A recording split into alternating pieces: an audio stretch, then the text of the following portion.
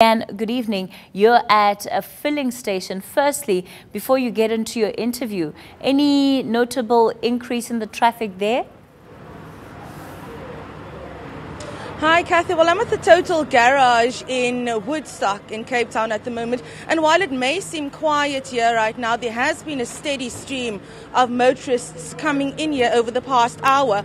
But interestingly, I haven't seen anybody filling up their tank. You see prices like 120 Rand, there's 200 Rand and 100 Rand at the other pumps. It seems people just don't have the money to fill up their tanks. And with this 1 Rand, the biggest ever increase, it's going to be even harder for motorists to fill up their tanks over the coming months if we don't see a decrease. But I am also joined now, and I'll walk over to him. I'm joined by the manager of this fuel station, Talbot Fuel. Talbot, thank you so much for joining us.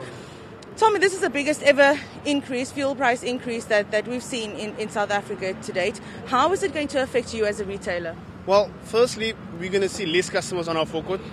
Secondly, meaning we're going to see less litres being pumped at our pumps.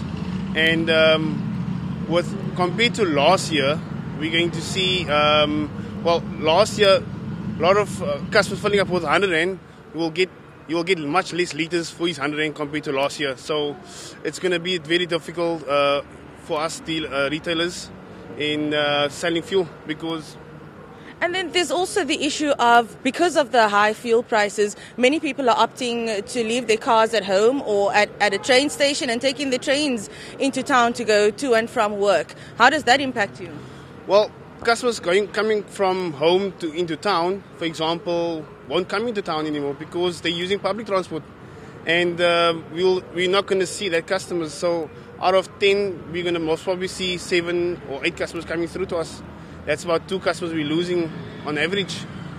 And that's daily or weekly? How are you estimating that? We're looking at it daily, because if 10 customers are coming to town, or you're going to get 2 of them taking public transport.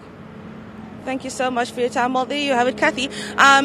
It seems the knock-on effects will not only be felt by motorists, but actually the retailers as well. I spoke to a couple of motorists here earlier who said that it's absolutely unacceptable that the petrol price had to skyrocket to these levels, and some even pleading to President Cyril Ramaphosa to intervene as government did last month to absorb some of the costs so that motorists and consumers don't have to bear the full brunt.